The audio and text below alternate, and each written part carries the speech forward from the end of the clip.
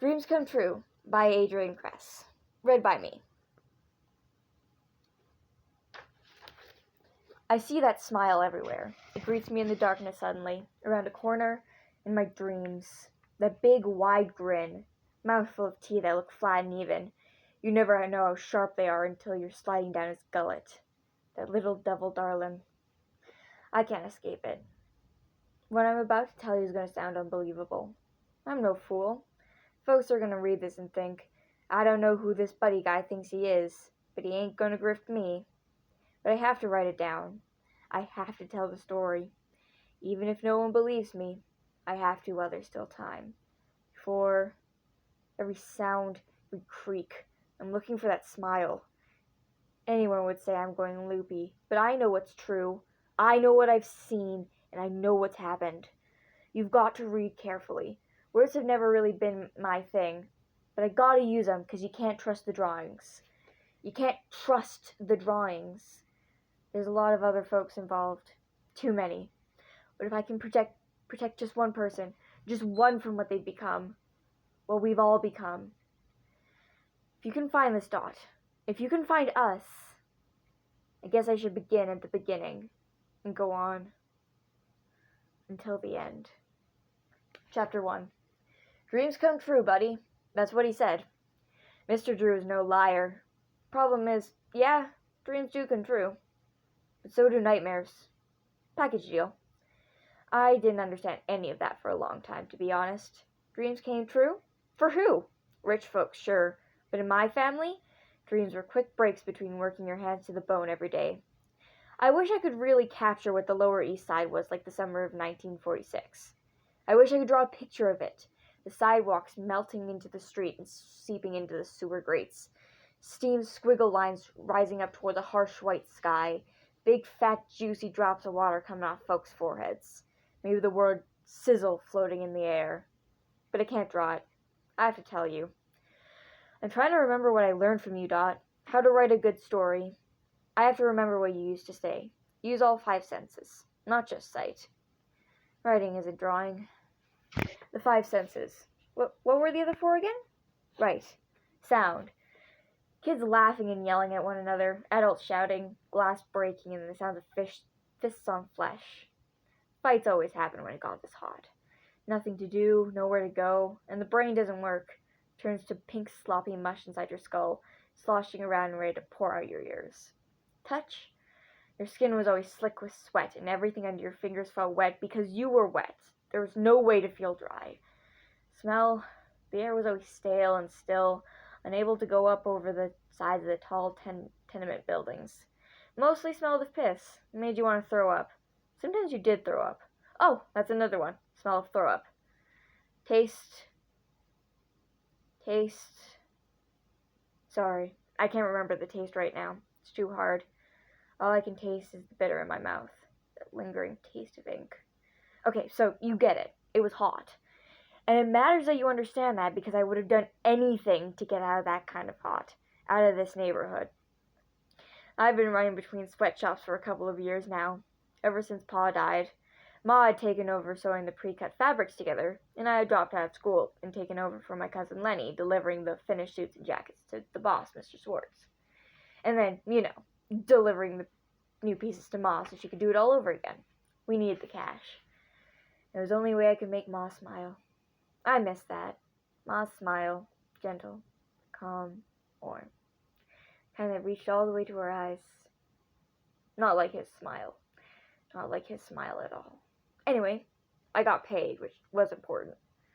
But I was almost 17 now, and most of the other boys were just turning 12, and it felt stupid to be so old doing this job. When Mr. Schwartz suggested I be his go-to delivery guy, and explained I'd get to leave the neighborhood and travel all over the city, I said yes. There was green in other parts of the city, trees and stuff, and the fancy neighborhoods didn't smell like piss.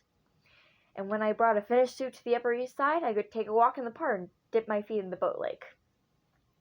More important than any of that, I could watch the artists along the mall drawing pictures for tourists. Cartoons. I could watch them closely. This is where the problem started. First off, evidently, artists are temperamental. Hey kid, what do you think you're doing? Just watching, sir. Maybe this time I got a bit nearer to the canvas than usual. Get out of here with your watching! It was like getting to go to art school, except I bet at art school the teachers don't chase you away and tell you that you're scaring off customers because you're hovering too close. But that wasn't the biggest thing. See, something I haven't said, but I guess you know by now, is I'm an artist. Well, now. Then I wasn't. But I wanted to be. Not sure why. Maybe it has something to do with my grandfather I'd never met, who was still back in Poland. I figured he must love art. After all, the one thing he'd saved and sent with Ma from the old country, as she called it, was those darn paintings. People were always super surprised to see those huge oil paintings in a small tenement apartment. She could have sold them for a lot of money, but she didn't. That always stayed with me. I started by drawing sketches late at night, sleeping in and being late for class. Then I got sent to the principal's office a lot for doodling during the day, and boy, I loved the funny pages. I'd run around the neighborhood, collecting discarded newspapers, hoping to read the latest Popeye or Dick Tracy. I even started drawing comics, making up adventures with Olive Oyl, Prune Face, Sparkle Plenty.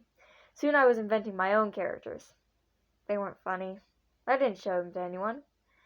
But then I found the artist in Central Park, and let's just say I got distracted. You lost the suit? Mr. Schwartz could be pretty scary for a man who was only 5 feet tall. I'm sorry, sir. I swear it'll never happen again. I'd only put it down for a second to get a clearer look at a drawing, but that was enough time for someone else to be sneaky and scoop it up. What about last time when you were 3 hours late? My client almost didn't make it to his appointment on time. I'm sorry, sir. You want to be my apprentice? You want to make a good, honest living? I did. I really did. I need the cash. We, my mom and I, need the cash. And no one hires some teenager from the slums who barely had an education. To be Mr. Schwartz's right-hand man, that was more than I could have hoped for. Boy, I felt stupid and ashamed. One more chance, buddy. One more and that's it. One more chance. This was my one last chance. And then I met him. When I first went to his studio to deliver him his suit, the clothing bag slung over my right shoulder, there had been a blackout because of the heat. Not just in the studio's tall brick building, but also in the rest of the neighborhood. The flashing lights on the theater marquees were still. And as I passed the dark sign for St. Louis women, 2 stagehands were staring up at the building, hands on hips, toothpicks dangling out of their mouths. Now what, Steve? Show must go on. That's what they say, all right? It hadn't really clicked in my mind there had been a blackout until a few blocks later west, when I passed a theater off Broadway and arrived at the studio next door. I'd been super focused getting there, but I was already late. This time it wasn't my fault. It was a subway, I swear. But Mr. Schwartz wouldn't know the difference. I had to make up the time, so I was walking fast and not really noticing much of the world around me. But when I stepped into the muddy dark, it jarred me back to reality. And I stopped and just stood there. It was so black you couldn't really tell which way was up. Then suddenly it was super bright, like someone was shining a light right at me. I held up my hand and the light flew off my face, and I watched as the beam scanned the room until I found a gray-haired older woman sitting behind a huge desk. I jumped, surprised to see her just appear like that. Gosh darn it, Norman, she said, squeezing her eyes shut behind the lenses of her oversized glasses. Projector's gone out, said Norman in a gruff voice. In case you haven't noticed, the power's out everywhere. Get that flashlight out of my eyes. Then there was a pause, and then everything went black again with a click. Blacker, I should say. Blacker. After the glare from the direct light, it was like not just the flashlight was turned off, but my eyes too. It gave me shivers up my spine. I didn't know what to do. I had to deliver this suit already. I thought I could remember where the desk was, so maybe I could just stumble towards it. Who's the kid? Asked Norman from somewhere. I don't know, Norman. There was the sound of a match scratching a surface, and then that whoomph of a flame coming alive. The old woman's face was distorted grotesquely, with long, drawn-out shadows drooping down as she lit a lantern in her hand. And then there was light. It flickered and danced off the walls. There were framed posters hanging on them. They looked like movie posters, but cartoons, and of one character in particular. He was real smiley. I wanted to take a closer look. Where was I? What was this place? Why did this character look kind of familiar? Okay, kid, I see you now. What do you want? asked the woman, sitting down so low behind the desk only her glasses and top of her head was visible. I, wasn't complicated, but I'd forgotten who I was delivering to and looked down, fumbling with the black clothing bags in my arms to find a name. Come closer, I can't hear a dang word you're saying, said the woman. Her hand appeared over the top of the desk and gave me a sharp wave to come over. I did while still searching for the name tag. I have a suit, I said, trying to buy time. Uh-huh, said the woman. Finally, I found the tag. This was the first time his name ever made any kind of impression on me. The first time it meant something. All that had mattered then was to get to the studio on time, to not get fired. That was the important part. So I knew the address, knew it was on Broadway, and the name of the guy hadn't been anything I'd registered in my mind's eye. I hadn't pictured it. Come on, kid, I haven't got all day. Joey Drew, I said. I'm looking for a Mr. Joey Drew. Who's looking for him? Asked Norman, his voice filled with suspicion. Mr. Swartz, I blurted out. Wasn't exactly the best answer, but the dark in this guy's attitude made me nervous for some reason. Somehow the flickering light over that smiling cartoon character didn't help either. Who? Asked the woman. The tailor who made the suit. I've got Mr. Drew's suit. I'm the delivery guy with his suit. He's dead, said Norman. I turned to the man. He was standing so far away from the lantern light he wasn't much more than an outline. He is? My heart thudded in my chest. That didn't make sense and also scared me in a strange way I couldn't understand. Nah, replied Norman with a laugh.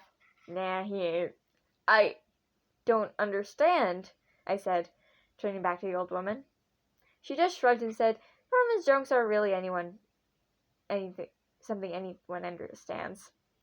It was a joke? I looked back at the outline of the man. Norman was still laughing, but it didn't seem like a happy laugh. It didn't make me feel better, that's for sure. Come with me, he said. The girl's out for the afternoon. You can take her to him personally. I glanced at the woman. She nodded, so I figured that was permission to follow the guy. Even though, I'll be honest, I didn't really want to. I decided Norman and I were likely never going to get on, you know? The man clicked on his flashlight and led the way down a narrow hall. His beam was more direct than the glow from the lantern, and all I could really see was his silhouette and the far end where there was an elevator grate. Every once in a while, though, you'd catch a flash of another poster, with more cartoon characters and such. They seemed so happy, even in the darkness, but they made me feel the same way that smiling character from the foyer did. Weird. Can't use the elevator, said Norman. His face was still in shadow, and I nodded because obviously with the power out and all. So he pushed through the door next to it. The light flashed on the word stairs, though. I could have guessed. We started to climb together, Norman's light leading the way. Every once in a while I looked back into the pool of blackness. It almost felt like everything behind me was being erased, like I had to hurry up or I'd be erased too. I'm just saying, it was really hot out and my brain was making up all kinds of stories. They say that life is stranger than fiction, but I never thought anything could top the strange stuff in my mind. I was wrong. Norman stopped when we reached the third floor. I was sweating, I tell you. My shirt and undershirt was soaked through, hair matted to my head. There was this drip from the base of my neck, sneaking down under my collar. Here, kid, said Norman, handing me the flashlight. What's this for? I know my way back to the booth, and you don't know nothing. Keep going. Good luck. I took the flashlight, and as Norman slipped deep into the shadows, I called out, Keep going where? Up, kid. Up to the right. Right up to the damn top, laughed in the darkness. Man, I didn't like that laugh. So here I was, Mr. Drew's suit in hand, a flashlight in the other, and a trickle of sweat that was working its way down to a not-so-happy location. And who knew how many stairs were ahead of me? I shone the light straight up to try to guess. The old wooden stairs seemed like they went on forever. Straight up to heaven. I flashed the light down and saw the stairs beneath me, going into the dark. Straight down to... well, you get where I'm going with this. So I made my way up those stairs as fast as I could. It was exhausting and hot, and I wasn't sure I was going to make it. And maybe it was because of the stairs that any of this happened. Because I'll tell you, when I got to the top and came out those doors, the air was even thicker all the way up there, the way the heat rises and all. And I just collapsed. Fell right onto the floor. Didn't pass out, just fell, hard and with this loud boom. And I guess Mr. Drew heard it because he came out of his office. "Hey, what's with the racket?" Even with my woozy state, his voice impressed me. It was so sure of itself and friendly. Can't tell you what makes a voice sound friendly exactly. I think I'm the only one out there who could describe it like that. I think it's what made people like him. Trust him. "I'm sorry," I said from the floor. "I have delivery for Mr. Drew. Mr. Joey Drew." "I'm Mr. Joey Drew," he said, and a hand materialized in front of me. I was supposed to grab it, so I did, and he helped me up. "You okay?" I nodded. "Good." Didn't let go of my hand right away. Looked at it for a moment, like he was examining it. I wasn't really sure what he was doing, but it seemed a bit odd. Finally he released and said, "Come into my office, kid." There were windows up there, so I could see without the flashlight. "Sit. Drink this." Mr. Drew passed me a cup of warm water as I sat opposite to him and his large wooden desk. I drank it, and it was like it came from a fresh mountain spring. "So," he said, leaning back in his chair, "who are you, and what are you doing here?" I took a big swig of water and then answered his questions. "I'm a delivery guy for Mr. Schwartz, and I brought your suit." "Ah!" said Mr. Drew, slamming his hand hard on his desk and making me jump. I didn't know then how much he did that, though I never got used to it, I'll be honest. "That's the suit! Fantastic! Pass it over." So I did, and Mr. Drew unbuttoned the bag and nodded. He had this way about him, this over-the-top way, like he was performing on the stage, so everyone could see even the tiniest of actions. When he approved of something, like he did the suit, it was the best feeling in the world. "This is swell. This is just swell. Look at that. That's craftsman right there." Maybe because I was tired and hot. I don't know. But I said, "Actually, that's my ma's work."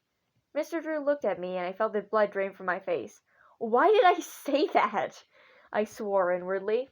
Well, she's got skills. He put the suit down on the desk and leaned forward, looking at me closely, like he was trying to look through my eyes and into my brain or something. "You got skills, kid?" "What?" "Your fingers. You're a writer?" he asked. I looked at my fingers. They had ink stains on them, especially on my thumb and forefinger. I was so used to them being like that, I hadn't remembered that wasn't normal. "I draw sometimes," I said. "You draw sometimes." He smiled when I said that. "I draw sometimes, too." It was then I actually looked around his office. I was feeling a bit more myself now, I was able to take it all in. The shelves of books and papers, the inkwells everywhere, a drafting table in the corner, and more posters. But not just posters. Sketches, unfinished drawings with unreadable words next to them, arrows, cross-throughs. It was like wallpaper, there was so much of it over everything. And then the big desk that took up almost a whole back wall, covered in more paper, and books. There was one tall glass award for something, and a framed picture of some cartoon character signed with the name Henry Stein. "Wow," I said. Couldn't help myself. "I get feelings about people, kid. I get feelings. I just know sometimes." He handed me a piece of paper with a sketch of the smiling cartoon character from downstairs. "What do you see?" I looked closer at it. The character didn't seem human. His body was basically an oval with spindly legs and arms coming out of it. But he wore black boots and white gloves, had a bow tie and everything. His face was round, and he had two big black eyes, but no nose. And that grin, that wide, toothy grin. I see a mischief maker, someone who has a lot of fun and gets in a lot of trouble. That's okay. Glanced up at Mr. Drew, and he was smiling almost like the drawing. "Yes!" he said, pointing a finger at me. "Exactly! You know how many people say a cartoon? But you get it." I nodded. Sure, I thought. I guess. I looked down again. It was then I noticed that the head wasn't entirely a circle. The top kind of looked like when you take a bite of a cookie, but smooth, no teeth marks. Wait, I get it! His head had horns! Those are little horns at top. He's a devil. I heard Mr. Drew push his chair back, scraping along the wooden floor. I looked up and watched as he walked around his desk and leaned against it, still smiling. "Kid, how'd you like to come work for me? I need a delivery boy of sorts, but just within the building. A gopher, delivering stuff between departments. Whatever Schwartz is paying you, I'll double it. I'll make sure you work out of the art department, kind of like an apprentice. Give you a chance to prove yourself. You might learn a few things along the way." First I didn't fully process what he was saying, and when I did, I still didn't believe it. Here I was worried that Mr. Schwartz was going to fire me from my delivery gig. Now I was getting my dream job. Finally, I was able to give the man a smile and shake his hand. Good, he said. Excellent. Well, I'm Joey Drew, and this is my studio. You can call me Mr. Drew. Okay, Mr. Drew. And you are? Oh, I'm Daniel, sir, but everyone calls me Buddy or Bud or whatever. I really don't care. Nice to meet you, Buddy. He reached out and took the drawing of the character from my hand. He turned it around so it was facing me. Side by side, they mirrored each other with their big smiles. And this, he said, tapping his finger on the picture, this is Bendy.